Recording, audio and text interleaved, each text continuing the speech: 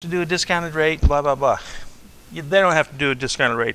I've worked on projects where, like the Seawolf submarine, working for the chief engineer of the Navy. No one asked me about my consultant. They just said, tell us what the rate is. And you tell them the rate, okay?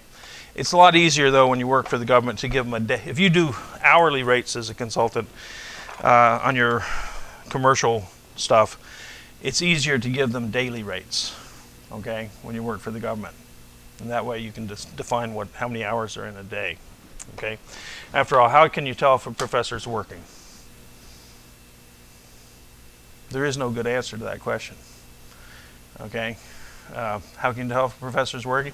You can't say, well, he's not in his office, Well, how can you tell the real question is, how can you tell if a professor's on vacation? And I got this when I was a sophomore. There was a guy, Jonesy, who was a technician here, who was never around.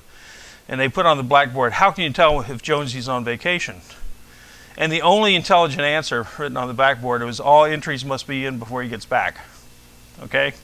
Well, I've used that for years. How can you tell if a professor's on vacation?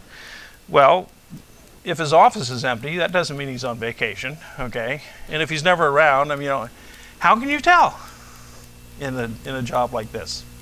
Anyway, that's my cynical view of that. I did want to talk a little bit about, so we're basically done with that. In the last couple of minutes,